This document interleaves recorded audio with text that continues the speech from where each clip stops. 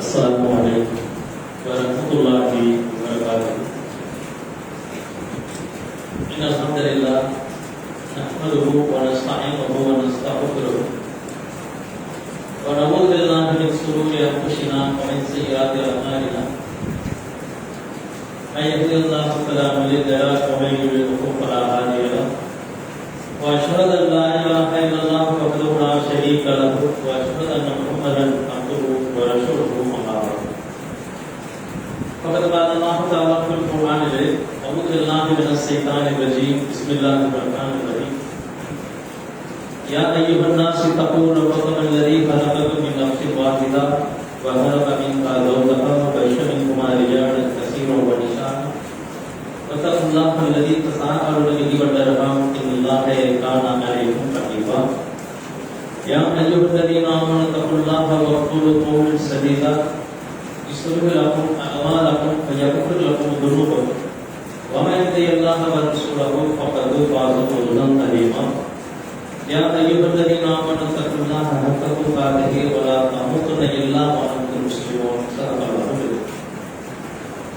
إن أصدق الحديث كتاب الله وأحسن الهدي هدي محمد صلى الله عليه وسلم وشر الأمور محدثاتها وكل محدثة بدعة وكل بدعة ضلالة وكل ضلالة في النار. எல்லா புகழும் புகழ்ச்சியும் அல்லாஹ் ஒருவனுக்கே உரித்தாக்குமாக.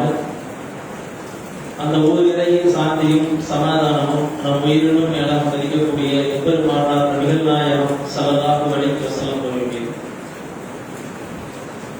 அவருடைய சொல் செயல் அங்கீகாரங்களை தன்னுடைய வாழ்க்கையில் முடிந்தளவுக்கு பின்பற்றி வாழ்ந்த உத்தம சத்திய சராபாக்கள், சராபிய பின்னணிகள், தாபியங்கள், சமூக தாபியங்கள், குறிப்பாக இந்த ஏகத்துவத்தை மனிதர்களுக்கு அஞ்சாமல் படைத்த இறைவனுக்கு மட்டுமே அஞ்சு இஸ்லாத்தை தூய வடிவில் எடுத்து சொன்ன அத்துணை நல்ல மனிதர்களுடைய அல்லாஹ் நமக்கு கடமையாகியுள்ள இந்த ஜுமாயின் கடமையை நபிகள் அடிப்படையில் நிறைவேற்ற கடமைப்பட்டுள்ளதாக வந்து குடும்பத்தில் இருக்கின்ற நம் அனைவருடைய என்றென்றும் இன்று நிலவட்டமாக பிரார்த்தனை செய்தவனாக உலகிற்கு வருகிறேன். எல்லாம் கொண்ட அல்லாஹ்வின் நல்லடியார்களே, சகோதரர்களே, சகோதரிகளே, அல்லாஹ்வுடைய மாபெரும் கிருபையினால் நாம் எல்லாம் அவனால் ஒப்புக்கொள்ளப்பட்ட மார்க்கமாக இருக்கக்கூடிய இந்த இஸ்லாமிய மார்க்கத்தை நாம் கடைபிடித்து வருகிறோம். அதிலும் குறிப்பாக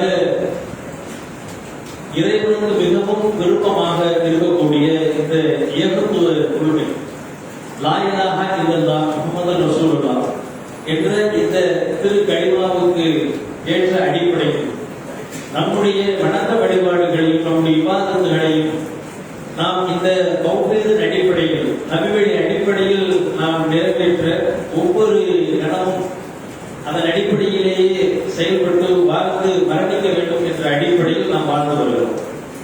அல்லாஹ் ரப்பல் ஆலமீன் திருமறை குர்ஆனில் சொல்லுகிறார், யா அய்யுஹல்லதீன ஆமனூ, நம்பிக்கை கொண்டோரே, நீங்கள் அல்லாஹ்வை அஞ்சுங்கள், அஞ்ச வேண்டிய முறைப்படி அஞ்சுங்கள், வலா தமுத்துன்ன இல்லா வஅன்தும் முஸ்லிமூன், முஸ்லிம்களாகவே தவிர நீங்கள் மரணிக்காதீர்கள் என்று அல்லாஹ் ரப்பல் ஆலமீன் சொல்லுகிறார்.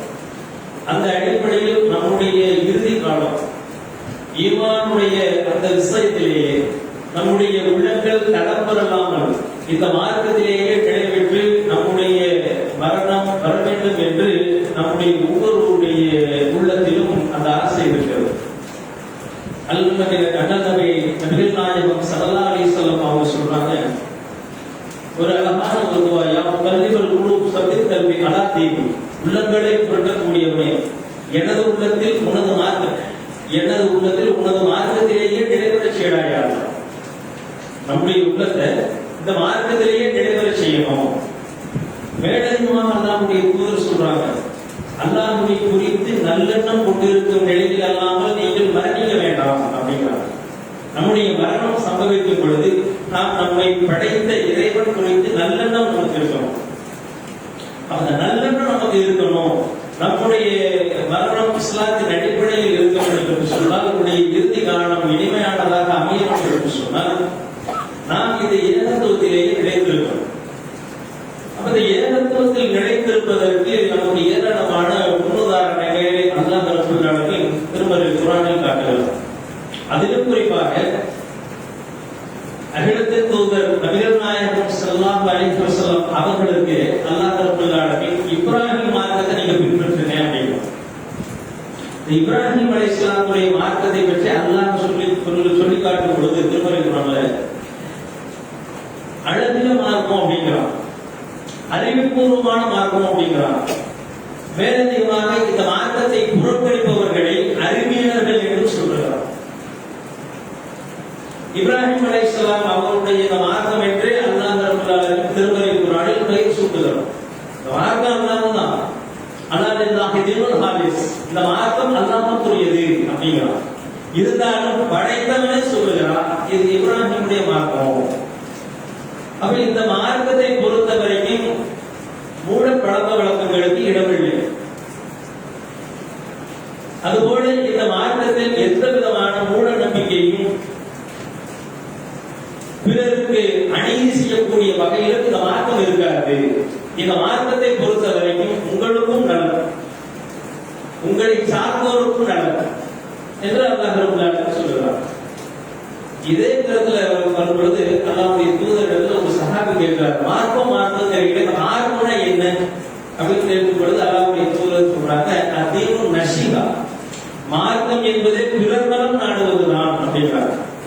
அப்ப இந்த மார்க்கத்தை பொறுத்த வரைக்கும் பிறர் நலம் நாடுவது, அதிலும் குறிப்பாக இந்த மார்க்கத்தை ஏற்றுக்கொண்டே நம்முடைய நலம் நாடணுமா இல்லையா? இந்த மார்க்கத்தை நம்ம பின்பற்றி இருக்கிறோம். இந்த மார்க்கத்தை பின்பற்றுவதன் காரணமாக இந்த உலகத்தில் சுபிட்சமாக இருக்கணும், நாளை மறுமை நாளிலும் வல்ல இறைவனிடத்தில் நற்பெயர் பெற்று சொர்க்கத்திற்கு நாம செல்லணும், நரகத்திற்கு போய்விடக்கூடாது. இதுதான் அடிப்படை பேசிக். இந்த மார்க்கத்தை பொறுத்த வரைக்கும் நாம் பார்த்து கொண்டிருக்கக்கூடிய இந்த காலகட்டங்கள்ல இந்த உலகத்துல நல்லா இருக்கும், நம்மை சுற்றி இருப்பவர்கள் நம்மால் பாதிக்கப்படக்கூடாது, முடிந்த அளவுக்கு அவர்களுக்கு நன்மை செய்யணும். அதே நேரத்தில் மறுமை நாளில் மறுமையை நம்பக்கூடிய சமுதாயம் தான் நம்ம அல்லதீன யுமினூன பில் கைப் வ யுகீமூன ஸலாத வ மிம்மா ரஸக்னாஹும் யுன்ஃபிகூன், அவர்கள் மறைவானவற்றை நம்புவார்கள், தொழுகையை நிலைநாட்டுவார்கள், நாம் வழங்கியவற்றிலிருந்து நல்வழியில் செலவிடுவார்கள் என்று அல்லாஹ் ரப்பல் ஆலமீன் இந்த இறையச்சம் உடையவரை பற்றி சொல்லுகிறார்.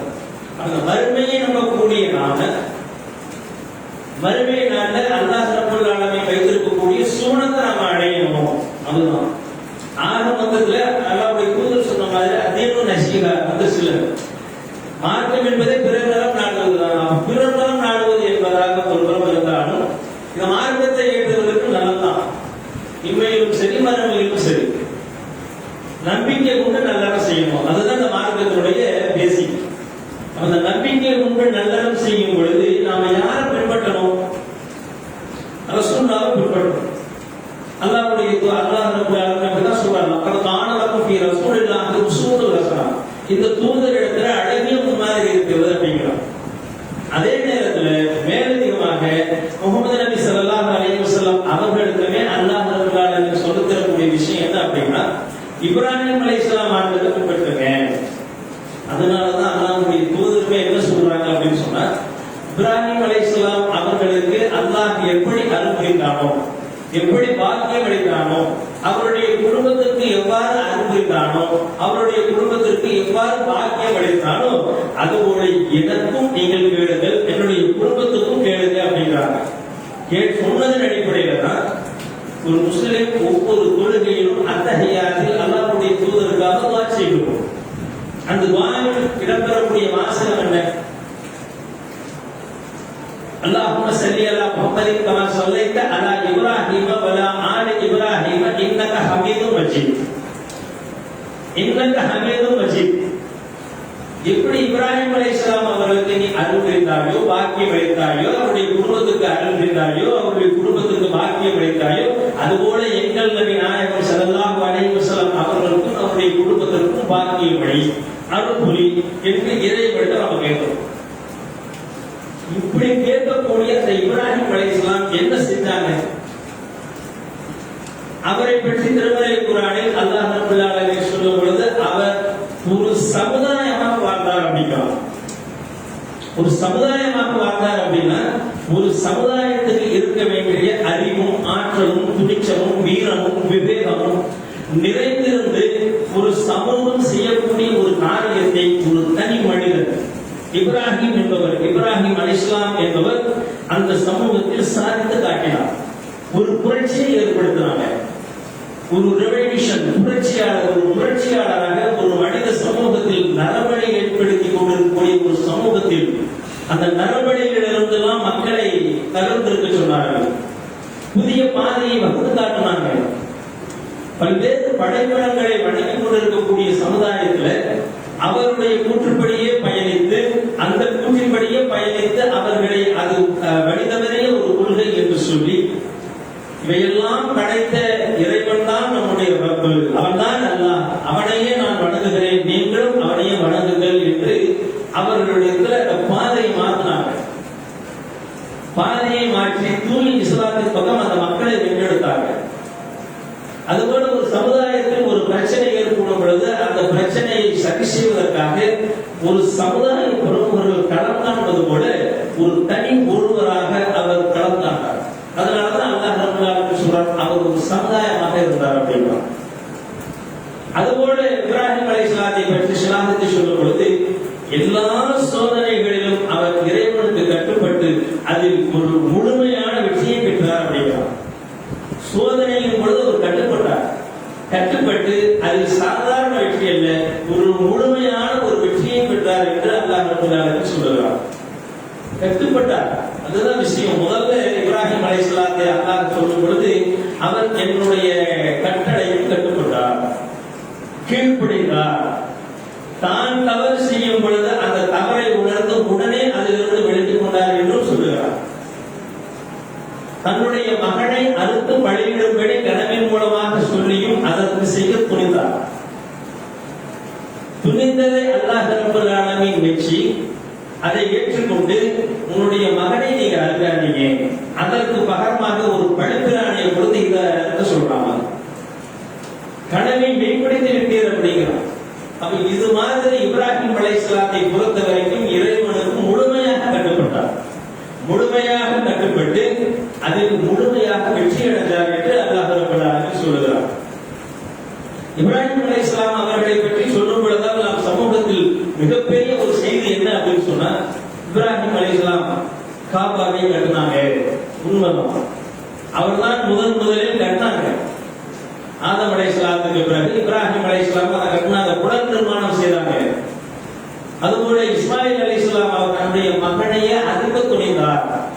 அதிலும் நம்முடைய சமூகத்தில் புனைந்து சொல்லப்பட்ட கதைகள், கத்தி அறுக்க மறுத்தது, பார்வையை பிளந்தது என்பதெல்லாம் கற்பனை கட்டுக்கதைகளை விட்டவிட்டு இப்ராஹிம் அலைஹிஸ்ஸலாம் அவர்கள் சொல்ல வந்த செய்தியை மறக்கடித்துக் கொண்டிருக்கிறார். குர்பானி பிராணி, நாம் ஹஜ் செய்யணும், சஃபா மர்வாவுக்கு இப்ராஹிம் அலைஹிஸ்ஸலாத்துடைய மனைவி ஓடியது, இங்கும் இங்கும் ஓடியது, இது போன்ற இந்த மேலோட்டமான இந்த கருத்துக்களை சொல்லி அந்த வருடம் ஹஜ் பெருநாளை நிறைவேற்றி விடுவார்கள். ஹாஜிகளும் போவாங்க.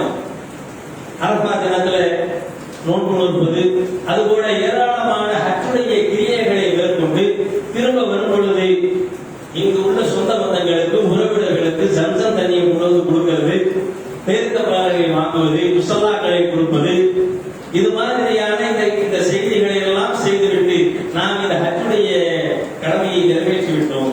இங்குள்ளவர்களும் குர்பானி, கூட்டு குர்பானியில் சேருவது, அதுபோல வசதியுள்ளவர்கள் ஆடு மாடுகளை தனியாக வாங்கி ஹஜ் பெருநாளுடைய தினத்திலே குர்பானியை கொடுத்து உறவினர்களுக்கெல்லாம் பங்கிட்டு விட்டு அன்றைய நாளை கடந்ததும் அல்ஹம்துலில்லாஹ் நாம் கடமையை நிறைவேற்றி விட்டோம். இப்ராஹிம் அலைஹிஸ்ஸலாம் அவர்களுக்கு உண்டான இந்த ஹஜ் பெருநாளுடைய பங்கு அவ்வளவுதான் நினைக்கிறாங்க. அவ்வளவுதான் இப்ராஹிம் அலைஹிஸ்ஸலாம் செஞ்சாங்க. தன்னுடைய மகனை அறுக்க துணிந்தார்கள், அதில் அவர்கள் வெற்றி பெற்றார்கள். இப்ராஹிம் அலைஹிஸ்ஸலாம் இறைவனுக்கு உற்ற நண்பராக இருந்தார்கள். சிலர் சொல்லுவாங்க, வத்தஹதல்லாஹ இப்ராஹிம கலீலா, இப்ராஹிம் அல்லாஹ்வை உற்ற தோழராக ஆக்கிக் கொண்டார். மன்னிக்கணும், அல்லாஹ் ரப்பல் ஆலமீன் இப்ராஹிம் அலைஹிஸ்ஸலாம் அவர்களை உற்ற தோழராக ஆக்கிக் கொண்டார். வத்தஹதல்லாஹ இப்ராஹிம கலீலா. இப்படி ஏராளமான செய்திகள் இப்ராஹிம் அலைஹிஸ்ஸலாத்தை சொல்லிவிட்டு அல்லாஹ் ரப்பல் ஆலமீன் இப்ராஹிம் அலைஹிஸ்ஸலாம் அவர்களிடத்திலும் அவர்களோடு இருந்தவர்களிடத்திலும் இருக்கிற முன்மாதிரியை சொல்லுகிறார். அதை மறந்திருக்கிறது இந்த சமூகம். எப்படியெல்லாம் அல்லாஹ் ரப்பல் ஆலமீன் திருமறை குர்ஆனில் சொல்லுகிறார், இப்ராஹிம் அலைஹிஸ்ஸலாம் அவர்களிடத்திலும் அவர்களோடு இருந்தவர்களிடத்திலும் அல்லாஹ் ரப்பல் ஆலமீன் சொல்லும் பொழுது அல் முன்கஹினா அப்படிங்கிற சூறாவில் அல்லாஹ் சொல்லுகிறார், கல்மான லக்கும் உஸ்வத்துல் ஹஸனா ஃபீ இப்ராஹீம வல்லதீன மஅஹு இது காலு லிகௌமிஹி இன்னா புராஉம் மின்கும் வ மிம்மா தஅபுதூன மின் தூனில்லாஹி கஃபர்னா பிகும் வ பலா பைனனா வ பைனகுமுல் அதாவத்து. அல்லாஹ் ரப்பல் ஆலமீன் திருமறை குர்ஆனில் சொல்லுகிறார், தெளிவாக சொல்லுகிறார், இப்ராஹிம் அலைஹிஸ்ஸலாம் அவர்களிடத்திலும் அவர்களோடு இருந்த மக்களிடத்திலும் உங்களுக்கு அழகிய முன்மாதிரி இருக்கிறது. இதுல திருமறை குர்ஆனில் அல்லாஹ் சொல்லுகிறார், உங்களை விட்டும் அல்லாஹ்வை என்று எதனை வணங்குகிறீர்களோ அதை விட்டும் நாங்கள் விலகியவர்கள், உங்களை மறுக்கிறோம், அல்லாஹ்வை மட்டும் நீங்கள் நம்பிக்கை கொள்ளும் வரை எங்களுக்கும் உங்களுக்கும் இடையே பகைமை வெறுப்பும் என்றென்றும் ஏற்பட்டு விட்டது என்று கூறிய விஷயத்தில் இப்ராஹிமிடமும் அவருடன் இருப்பவரிடமும் உங்களுக்கு அழகிய முன்மாதிரி இருக்கிறது என்று அல்லாஹ் ரப்பல் சொன்னார். இந்த வசனத்தில் அல்லாஹ் என்ன சொல்றார் அப்படின்னு சொன்னா, நீங்க அல்லாஹ்வை மட்டும் ஏற்றுக்கொள்ளும் வரை உங்களுக்கும் எங்களுக்கும் என்றென்றும் பகைமை ஏற்பட்டு விட்டது, வெறுப்பும் ஏற்பட்டு விட்டது அப்படின்னா. அப்ப இந்த வசனத்தை பொறுத்த வரைக்கும் அல்லாஹ் என்ன சொல்றான் அப்படின்னா, அவனை மட்டும் ஏற்றுக்கணும், படைச்சவன் அவன் தான், நம்மை எல்லாம் படைத்து இந்த அண்ட சராசரங்களை படைத்து பரிபாலித்துக் கொண்டிருக்கக்கூடிய அந்த ரப்பல் ஆலமீன், அல்ஹம்துலில்லாஹ் ரப்பல் ஆலமீன் சொல்றோம்ல, இந்த ரப்பல் ஆலமீனை மட்டும் இந்த சமூகம் ஏற்றுக்கொள்ளணும் அப்படிங்கிறான். கடவுளாக ஏற்றுக்கொள்ளணும், உங்களுடைய பிரார்த்தனைகளை அவனிடத்தில் மட்டும் நீங்கள் வைக்க வேண்டும், நீங்கள் நம்புவதாக இருந்தால் அவனையே நம்ப வேண்டும் என்று அல்லாஹ் ரப்பல் ஆலமீன் சொல்றான். இந்த விஷயத்துல அந்த இப்ராஹிம் அலைஹிஸ்ஸலாமும் அவர்களுடன் இருந்தோரும் முன்மாதிரியாக இருந்தாங்க சொல்லிட்டு, இந்த விஷயத்தில் உங்களுக்கு முன்மாதிரி இருக்கிறது. அதே வசனத்தில் அல்லாஹ் ரப்பல் ஆலமீன் சொல்லுகிறார், ஒரு விஷயத்துல முன்மாதிரி இருக்கிறது, இன்னொரு விஷயத்துல முன்மாதிரி இல்லை என்று அந்த வசனத்திலே அல்லாஹ் சொல்லுகிறார். உங்களுக்காக பாவ மன்னிப்பு தேடுகின்ற தந்தையை பார்த்து சொல்ற இந்த வசனம் இப்ராஹிம் அலைஹிஸ்ஸலாம் தன்னுடைய தந்தை ஆசர் இடத்துல சொல்லுகிறார். அவர் ஒரு சிலைகளை செய்து இருக்கக்கூடியவர், ஒரு பூசாரி, சிலைகளை செய்து அதை வணங்கக்கூடிய ஒரு விற்பனை செய்யக்கூடிய ஒரு மனிதர். இவரிடத்தில் இப்ராஹிம் அலைஹிஸ்ஸலாம் இஸ்லாத்தை சொல்லும் பொழுது, ஏக இறைவனை பற்றி சொல்லும் பொழுது இப்ராஹிம் அலைஹிஸ்ஸலாம் அவர்களுக்கு தன்னுடைய தந்தையாரால் எதிர்ப்பு. எந்த அளவுக்கு எதிர்ப்பு அப்படின்னு சொன்னா, இப்ராஹிமே இந்த விஷயத்திலிருந்து நீ விலகவில்லையானால் கல்லால் எரிந்து விடுவேன், கல்லால் எரிந்து கொண்டு விடுவேன் அப்படிங்கிறார். தன்னுடைய தந்தையே தன்னுடைய மகனை இந்த கொள்கை விஷயத்திற்காக கல்லால் எரிந்து கொள்ளுவேன் அப்படிங்கிறார். அப்படின்னா அப்ப எந்த அளவுக்கு அந்த சமூகம் அந்த மூட பழக்க வழக்கங்களில் இறைவனுக்கு இணை வைக்கக்கூடிய காரியங்களில் உறுதியாக இருந்தாங்க பாருங்க. தவறுகளில் உறுதியாக நடிச்சிருக்காங்க. அப்படி தவறுல உறுதியாக நடிச்சிருக்கக்கூடிய சமுதாயத்தில இப்ராஹிம் அலைஹிஸ்ஸலாம் சொல்லிவிட்டு அந்த சமூகத்தில சொல்லிட்டு தன் தந்தையில சொல்றாரு, உங்களுக்காக நான் பாவ மன்னிப்பு தேடுறேன், அல்லாஹ்விடமிருந்து உங்களுக்கு எதையும் செய்ய நான் அதிகாரம் பெற்றிருக்கவில்லை என்று இப்ராஹிம் தன் தந்தையிடம் கூறியதை தவிர இதுல முன்மாதிரி இல்லை. எதுல அதே வசனத்துல முதல்ல முன்மாதிரி எதிர இருக்கு, நீங்க அல்லாஹ் மட்டும் ஏற்றுக்கல அப்படின்னா உங்களுக்கும் எங்களுக்கும் என்றென்றும் பகைமையும் வெறுப்பும் இருக்கிறது. இதுல முன்மாதிரி. அதே நேரத்தில் அதே வசனத்தில் சொல்லுகிறான் தந்தை இடத்துல, தந்தையை நான் உங்களுக்காக பாவம் மன்னிப்பு தேடுறேன், இறைவனிடத்துல நான் பாவம் மன்னிப்பு நான் உங்களுக்காக தேடுவேன், இந்த விஷயத்தை சொன்னார் அல்லவா, இதுல உங்களுக்கு முன்மாதிரி இல்லைன்னா. ஏன் முன்மாதிரி இல்லை அப்படின்னா, இப்ராஹிம் அலைஹிஸ்ஸலாம் ஒரு முஸ்லிம், அவர் இணை கற்பிப்பவராக இருக்கல. அல்லாஹ் அதிலே சொல்றான், அவர் இணை கற்பிப்பவராக இருக்கவில்லை, ஒரு யூதராகவோ கிறிஸ்தவராகவோ இல்லை, அவர் முஸ்லிமாக இருந்தாரு. அதே நேரத்தில் அவருடைய தந்தை எப்படி இருக்கிறாரு, இணை வைப்பவராக இருக்கிறார், இறைவனுக்கு இணை வைக்கக்கூடியவராக இருக்கிறார். ஒரு நபியினுடைய தந்தை இணை வைப்பவராக இருந்தும் அந்த நபி தன்னுடைய தந்தைக்காக பாவ மன்னிப்பு தேடினாரு.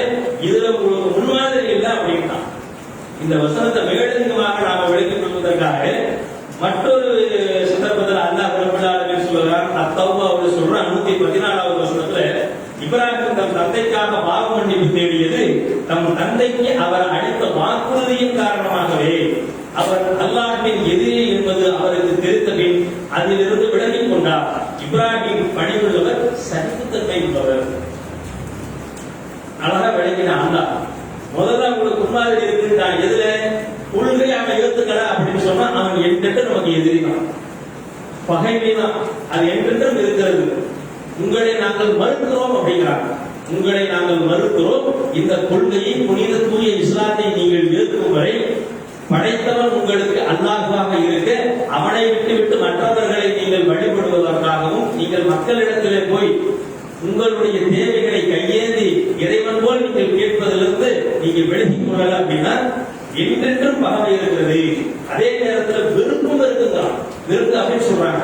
இப்ராஹிம் அலைஹிஸ்ஸலாம் அவர்கள் கூட இருந்த சகாபாக்களும் என்ன சொல்றாங்கன்னா, இந்த விஷயத்துல நீங்க நீடிச்சீங்க அப்படின்னு சொன்னா உங்களுக்கு என்றென்றும் உங்களுக்கு நாங்க விருப்பம் பகைவதான் என்று சொல்லிவிட்டு தன் தந்தை இடத்துல சொல்றாரு, இறைவனிடத்துல நான் உங்களுக்கு பாவம் கேட்பேன், அது தவறு நல்லா சொல்லிட்டான்.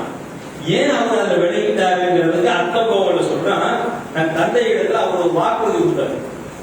தந்தையே, இறைவனிடத்துல நான் உங்களுக்காக நான் நிறைய கேட்கிறேன், இறைவன் மீது அன்புள்ளவனாக இருக்கிறான், அதனால நான் மன்னிப்பான் அப்படின்னு நான் எதிர்பார்க்கிறேன் என்று சொல்லி தன் தந்தை இடத்துல வாக்குறுதியின் காரணமாக அவர் என்ன கேட்டாரு. கேட்ட அந்த நேரத்தில் இறைவனுக்கு அவருடைய தந்தை எதிரி என்று தெரிந்த பின்னே உடனே விலகிட்டார். அல்லாஹ் சொல்றான், அவர் உடனே விலகிவிட்டார். அவர் பணிவுள்ளவர், அதே நேரத்தில் சகிப்புத்தன்மை உள்ளவர். தன்னுடைய தந்தை நரகவாசி என்று தெரிந்த பின்னும் அவருக்காக அவர் பாவ மன்னிப்பு தேடாமல் அதிலிருந்து விலகிக் கொண்டார்களே, இது மிகப்பெரிய ஒரு சகிப்புத்தன்மை வேண்டும். நிலைமை இப்படி இருக்கு. இப்ராஹிம் அலைஹிஸ்ஸலாம் தன்னுடைய தந்தைக்காக பாவ மன்னிப்பு தேடி அவர் தன்னுடைய இறைவனுக்கு எதிரி என்று தெரிந்த பின் அதிலிருந்து விலகிக் கொண்டார். நல்லா சொல்றான். முதல்ல கேட்டார்ல, கேட்டது உங்களுக்கு முன்மாதிரி இல்லப்பா. அதே நேரத்தில் இஸ்லாத்தை ஏற்றுக்கொள்ளாமல் ஏக இறைவனை மட்டும் ரப்பாக ஏற்றுக்கொள்ளாமல் இருந்தவர்களிடத்துல விருப்ப காட்டினாங்க, பகைமையை காட்டினாங்க. அது என்றென்றும் இருக்கும். நாங்கல்ல, இதுல உங்களுக்கு முன்மாதிரி இருக்கு, அழகிய முன்மாதிரி இருக்குங்கிறான். சாதாரண முன்மாதிரி இல்ல, அழகிய முன்மாதிரி இருக்கிறது. இப்ராஹிம் அலைஹிஸ்ஸலாமும் அவருடன் இருந்தோரிடமும் இந்த நிலையை நீங்க பாருங்க. எத்தனையோ வசனங்கள் நம்ம படிச்சிருக்கோம், ஏராளமான உரைகளை கேட்டிருக்கிறோம். இதே நிலையிலே இன்றைக்கு நம்முடைய சமூகத்தினுடைய நிலையை நீங்க ஒப்பிட்டு பாருங்க. கொஞ்சம் வணக்கனால நீங்க ஒவ்வொருவரும் சகோதரர்களும் சகோதரிகளும் நீங்க ஒப்பிட்டு பாருங்க. அல்லாஹ் அதுல முன்மாதிரி இருக்குங்கிறான், இதுல முன்மாதிரி இல்லைங்கிறான். பாவ மன்னிப்பு தேர்தல இணை வைப்பவர்கள் நரகவாசிகள் என்று தெரிந்த பின்னும் அவர்களுக்காக நீங்க பாவ மன்னிப்பு தேடாதீங்கன்றான். ரசூலுல்லாஹ் சொல்லுகிறார். ரசூலுல்லாஹ் தன்னுடைய உறவுக்காரராக அபூ தாலிப் அவர்களுக்கு பாவ மன்னிப்பு தேடுறாங்க. பாவ மன்னிப்பு தேடும் பொழுது அல்லாஹ் என்ன சொல்றான்?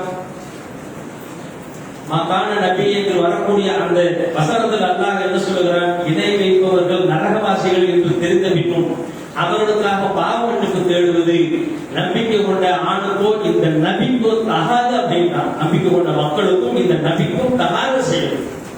நீங்க நபியாக இருந்தாலும் அதை கேட்கக்கூடாது. நூஹ் அலைஹிஸ்ஸலாம் அவருடைய மகனுக்காக இறைவனிடத்துல பிரார்த்தனை செஞ்சாங்களா இல்லையா? இறைவா, என்னுடைய குடும்பத்தை நீ காப்பாற்ற வாக்குறுதி அளிச்சிருக்கிற, அதனால என்னுடைய மகனை நீ காப்பாற்று என்று சொல்லும் பொழுது நூஹ் அலைஹிஸ்ஸலாம் அவர்கள் இந்த பூமியில் 950 வருடம் பிரச்சாரம் செஞ்சாங்க. அந்த பிரச்சாரத்தின் வாயிலாக சொற்ப மக்கள் அந்த இஸ்லாத்தை ஏற்றுக்கிட்டாங்க.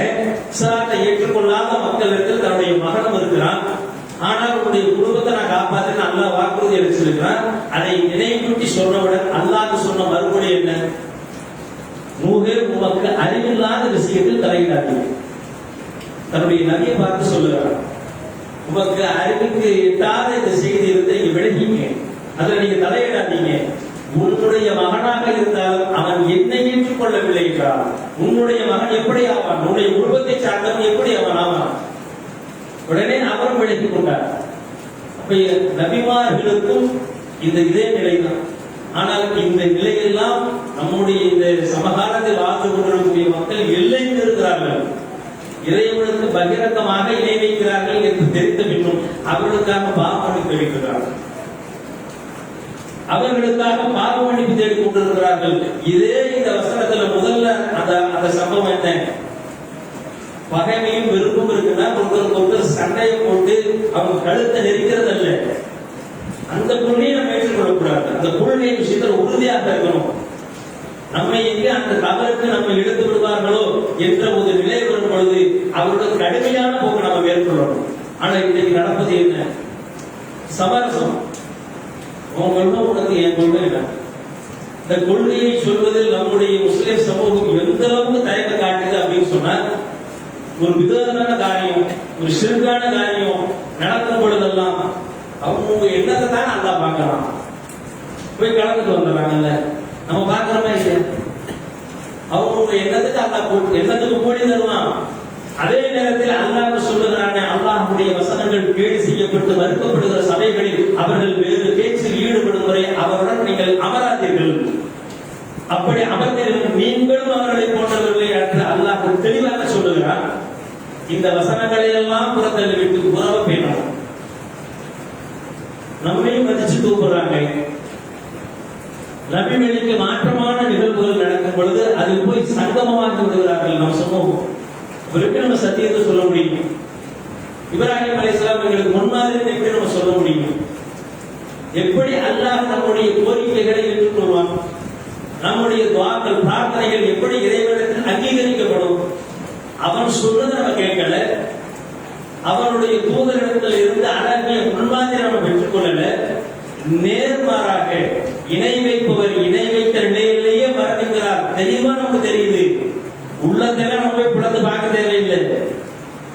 அல்லாஹ் மறுத்த காரியத்தை, அல்லாஹ் தடுத்த காரியத்தை, இறைவனின் தூதர் அங்கீகாரம் பெறாத ஒரு காரியங்களை சர்வசாதாரணமாக மார்க்கம் என்று தெரிந்து தர்காக்களில் மூழ்கி, அனாச்சாரங்களில் மூழ்கி, இணைவிக்கக்கூடிய காரியங்களில் சர்வசாதாரணமாக எடுத்து தெளிவாக கூறி காட்டிய பின்னும் நாங்கள் இதுலதான் இருப்போம், என்னுடைய முன்னோர்கள் இதுதான் செஞ்சாங்க, மௌலூது ஓதத்தான் செஞ்சாங்க, கத்தம் பாத்தியா செய்யத்தான் செஞ்சாங்க, கந்தூரி விழா எடுக்கத்தான் செஞ்சாங்க, நானும் செய்வேன், ஊர்கட்டுப்பாட்டை நான் மீற மாட்டேன் என்று சொல்லி அந்த காரியங்களில் சங்கமித்து அதே நிலையில் மரணித்தவர்களுக்கு இன்றைக்கு ஜனாசா தொழுகை நடத்தப்படுகிறது. தற்கொலை செய்தவர்களுக்கு ஜனாசா தொழுகை இல்லை அப்படின்னாங்க.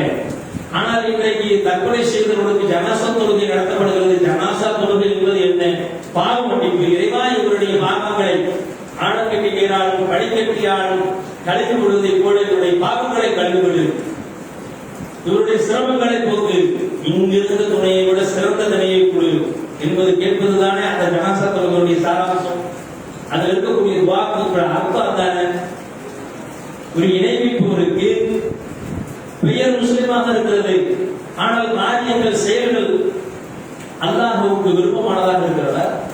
அல்லாஹ் தடுத்த காரியத்தை, அல்லாஹ்வுடைய தூதர் தடுத்த காரியங்களை சர்வசாதாரணமாக முஸ்லிம் என்ற பெயரில் செய்கிறார்கள். அல்லாஹ்வுடைய தூதரிடத்தில் ஒருத்தர் போய் கேட்கிறார், இறைவா நான் இறைவனுக்காக நேர்ச்சி செய்திருக்கிறேன், புகானா அப்படிங்கிற இடத்துல நான் அறுத்து பலியிடுவதற்காக நேர்ச்சி செய்கிறேன். அல்லாஹ்வுடைய தூதர் என்ன சொல்றாங்க? அந்த இடத்தில் மாற்று சமூகத்தில் உள்ளவர்கள் ஏதேனும் வழிபாடு நடத்துகிறார்களா என்று கேட்கிறாங்க. ஆமா என்று சொல்லும் பொழுது அங்க நீங்க செய்யக்கூடாது அப்படின்ட்டாங்க. ஆனால் இன்றைக்கு இறைவனுக்கு சர்வசாதாரணமாக இணைவிக்கக்கூடிய காரியங்களை நாங்க சும்மாதானே போனோம், நாங்க பார்வையாத்தானே போனோம். அல்லாஹ்வுடைய வசனங்கள் கேலி செய்யப்படுகிறது. அன்னைக்கு அவன் சுன்னத்தி திருமணம் எனது வழிமுறை என்று அல்லாஹ்வுடைய தூதர் சொல்றாங்க. அந்த சுன்னத்தை நிறைவேற்றுகிறோம் என்று சொல்லி ஒரு திருமணத்தில் பல்வேறு அனாச்சாரங்கள் நடக்கிறது, விதமான காரியங்கள் நடக்கிறது. நபிகளால் காட்டி தராத பல்வேறு செயல்கள் செய்திருக்கிறார்கள்.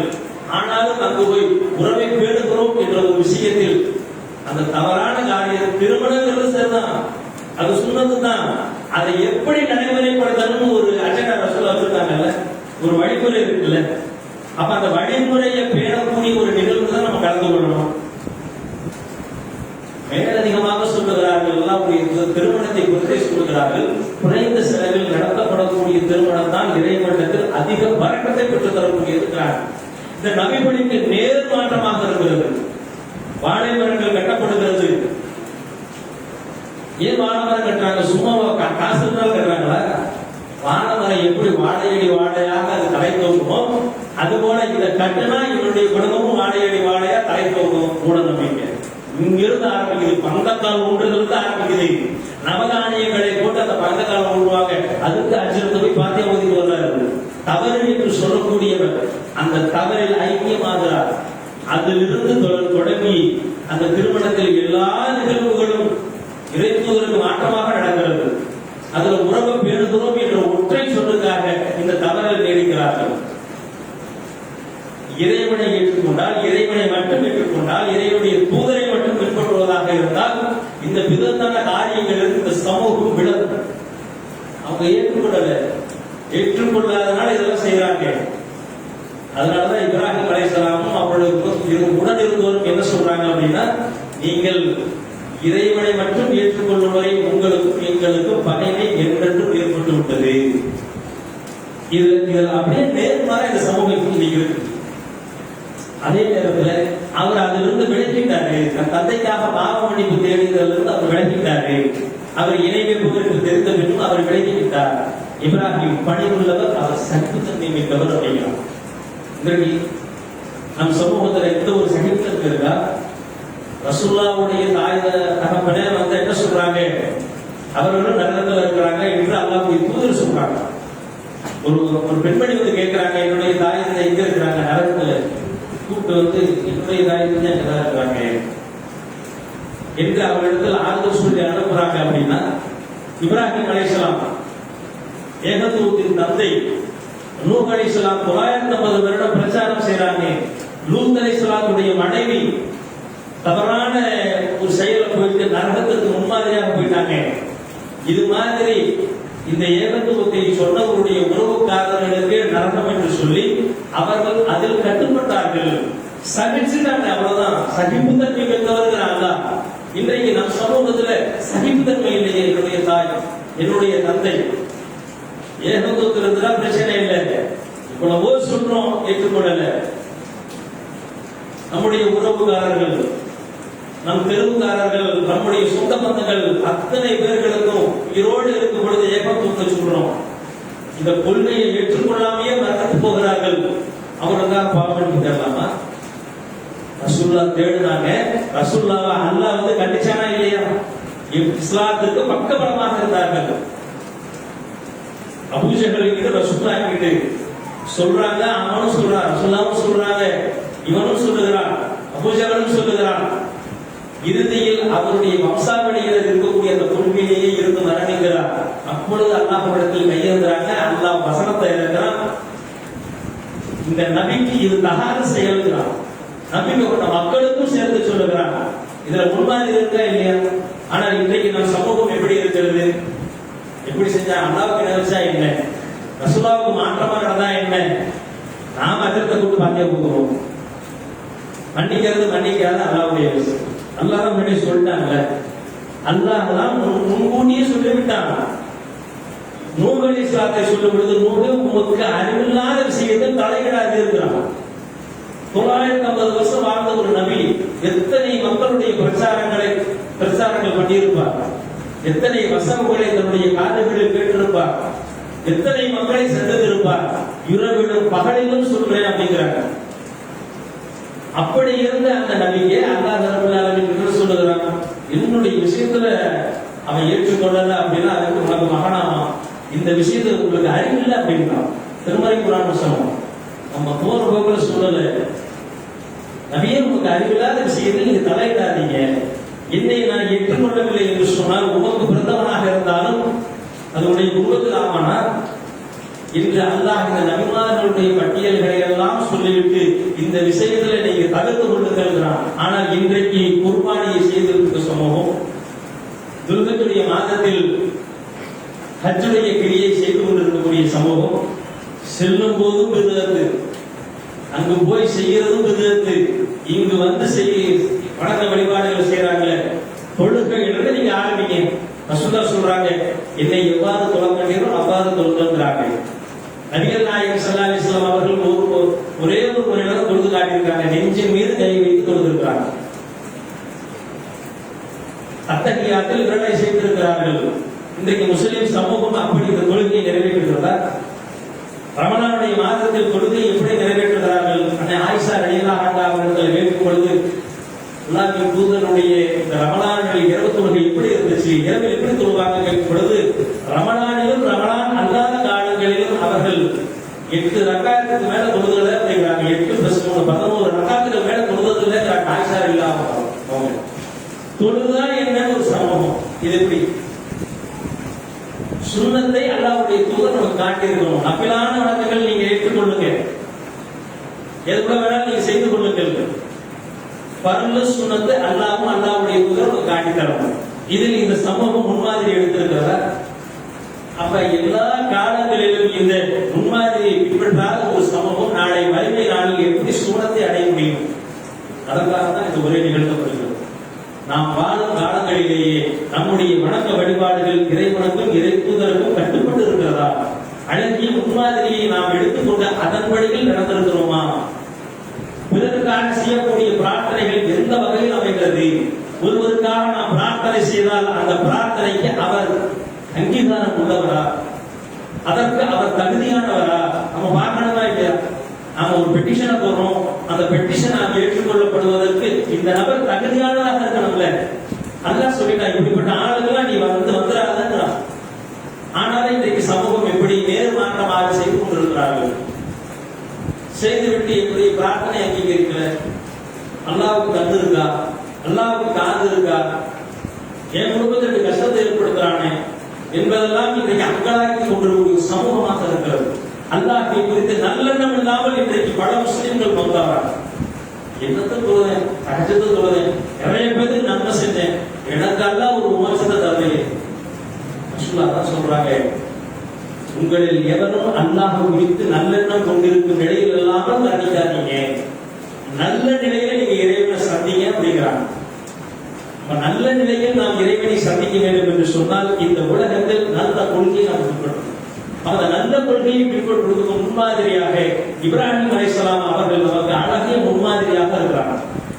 அதே வழியில் பின்பற்றி வந்த அல்லாஹ்வுடைய தூதர் நபிகள் நாயகம் ஸல்லல்லாஹு அலைஹி வஸல்லம் அவர்களும் அழகிய முன்மாதிரியாக நமக்கு இருக்கிறாங்க. இந்த முன்மாதிரிகளை நாம் ஏற்றுக்கொண்டு இதன் அடிப்படையில் நாம் செயல்பட்டமையானால் நிச்சயமாக அல்லாஹ் ரப்பல் ஆலமீன் நம்முடைய வாழ்வையும் நம்முடைய மரணத்தையும் நம்முடைய மறுமை வாழ்வையும் அல்லாஹ் ரப்பல் ஆலமீன் இலகுவாக்கி தருவோம், நன்மையாக்கி தருவோம். வலா தமூத்துன இல்லா வ அன்தும் முஸ்லிமூன் அல்லாஹ் சொல்றாங்களே, முஸ்லிம்களாகவே தவிர நீங்க மரணிக்காதீங்க என்று. அந்த வசனத்துக்கு ஏற்ற அடிப்படையில் நம்முடைய மரணம் சம்பவிக்க வேண்டும் என்று சொன்னார். நாம இந்த முன்மாதிரிகளை பின்பற்றி தவிர்த்து நடக்க வேண்டிய தவறான நடைமுறைகளை உடனே கலைந்து விட்டால் நிச்சயமாக அல்லாஹ் நமக்கு நன்மைக்கு வழிகாட்டுவான். அப்படிப்பட்ட ஒரு நன்மக்களாக அல்லாஹ் ரப்பல் ஆலமீன் உங்களுக்கும் எனக்கும் அருள்வானாக என்று சொல்லி இந்த முதல் உரையை நிறைவு செய்கிறேன். அஸ்ஸலாமு அலைக்கும் வரஹ்மத்துல்லாஹி வபரகாத்துஹு.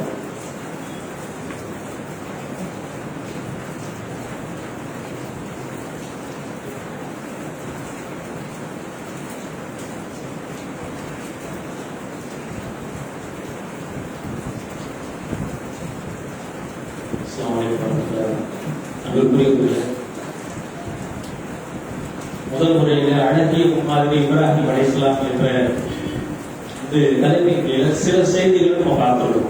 இதில் ஏராளமான செய்திகள் இருக்கிறது. திருமறை குர்ஆன் நெடுகிலும் அல்லாஹ் ரப்பல் ஆலமீன் ஒரு மூமின் எப்படி வாழ வேண்டும், எப்படி எல்லாம் வாழக்கூடாது என்ற பல கட்டளைகளை அறிவுரைகளை அல்லாஹ் ரப்பல் ஆலமீன் தன்னுடைய தூதரின் அந்த நடைமுறையின் வாயிலாக நமக்கு செய்திகளை அறிவிக்கிறது.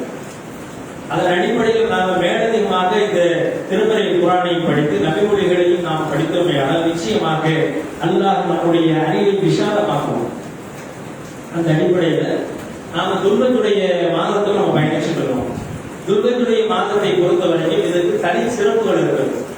அல்லாஹ் ரப்பல் ஆலமீன் சொல்லுகிறார், இந்த புனிதமிகு இந்த மாதங்கள் 4 மாதங்கள் சொல்றோம். துல்காயிதா, துல்ஹஜ், ரஜப், முஹர்ரம். இது போர் செய்யப்பட்ட தடை செய்யப்பட்ட மாதங்கள். இந்த மாதங்கள்ல துல்ஹஜ்ஜுடைய மாதத்துல இந்த முதல் 10 நாட்கள் இருக்கிறதுல இந்த 10 நாட்களில் செய்யக்கூடிய அமல்களை பற்றி அல்லாஹ்வுடைய தூதர் சொல்றாங்க, ஏனைய நாட்களில் செய்வதை காட்டிலும் இந்த துல்ஹஜ்ஜுடைய இந்த 10 நாட்களில் செய்யக்கூடிய அமல்கள் இறைவனிடத்தில் அதிக விருப்பத்திற்குரியவராக இருக்கிறது என்று சொல்லும் பொழுது அந்த சஹாபாக்கள் கேட்கிறாங்க, அல்லாஹ்வுடைய தூதரே ஜிஹாதை விடவுமா அப்படின்னு கேட்கிறாங்க. ரசூலுல்லாஹ் என்ன சொல்றாங்கன்னா, ஒருவர் இறைவனுடைய பாதையில் போர் செய்வதற்காக தன்னுடைய உடமையையும் பொருளையும் உயிரையும் இழந்தாரே அவரை தவிர மரணிச்சிட்டார், போருக்கு போய் ஷஹீதாயிட்டார், அவருடைய நன்மை எட்ட இயலாது. இந்த போருக்கு போயிட்டு வர்றோம்ல, இது ஏராளமான நன்மைகளை அல்லாஹ் வச்சிருக்காங்க. அதை விடவும் இந்த 10 நாட்களில் செய்யக்கூடிய இந்த அமல்கள் இறைவனுக்கு மிக விருப்பமானதாக இருக்கிறது. அப்ப இந்த நாட்கள்ல இந்த துல்கஜுடைய இந்த 10 நாட்கள்ல நாம் அதிகமாக இறைவனை புகழ்வது, திக்ரு, தஸ்பீஹ், குர்ஆன் ஓதுவது, நன்மையான காரியங்களில் நாம் மூழ்கி திளைப்பது, கிழமையான தொழுகைகளை கொள்வது, சுன்னத்தான நபிலான வணக்கங்களை நாம் அதிக சிரத்தை எடுத்து செய்வது இறைவனுக்கு மிக விருப்பமான ஒரு காரியம். இந்த நாள்ல இதே துல்கஜுடைய அந்த 10 நாட்களில் அரபாவுடைய நோன்பு நமக்கு துல்கஜுடைய 9 வருது, ஞாயிற்றுக்கிழமை.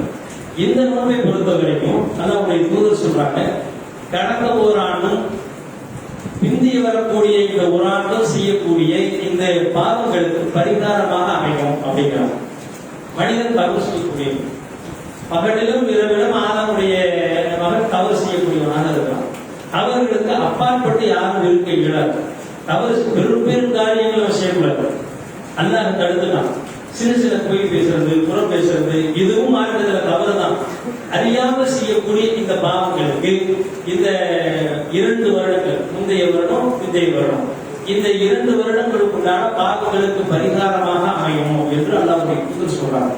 அப்ப இந்த துல்கஜுடைய 10 நாட்கள்ல நாம செய்யக்கூடிய அமல்கள் இறைவனுக்கு மிகவும் விருப்பமானதாக இருக்கு. இந்த காலங்களில் நம்ம நோன்பு இருக்கலாம். துல்கஜுடைய அந்த 9வது நாள் அரஃபாவுடைய தினம், இந்த அரஃபாவுடைய நோன்பை பொறுத்தவரைக்கும் இப்படிப்பட்ட ஒரு நன்மைகள், பாவங்கள் மன்னிக்கப்படுகிறது. மேலதிகமாக இந்த அரஃபாவுடைய நாளின் சிறப்பை சொல்லும் பொழுது, இந்த நாளில் தான் நரகத்திலிருந்து தன்னுடைய அடியார்களுக்கு, ஏராளமான அடியார்களுக்கு அல்லாஹ் விடுதலை அளிக்கும். நரகத்திலிருந்து விடுதலை அளித்து இந்த அரஃபாவுடைய தினம், இந்த 9 துல்கஜ் 9 இருக்குல்ல, இந்த 9வது இந்த நாளில் இறைவன் நரகவாசிகளுக்கு, அதிகமான மக்களுக்கு விடுதலை அளித்து சுருக்கத்திற்கு இறைவன் அனுப்புகிறான். அப்ப இப்பேற்பட்ட ஒரு சிறப்புகளை நாம எதிர்நோக்கி இருக்கிறோம். இந்த வரக்கூடிய இந்த அரபாவுடைய நோன்பை நோன்பதற்கு அல்லாஹ் நமக்கு அருள் புரிய வேண்டும் என்று சொல்லி இந்த வார ஜும்மாவுடைய நிறைவு செய்கிறேன். அஸ்ஸலாமு அலைக்கும் வரஹ்மத்துல்லாஹி வபரகாத்துஹு.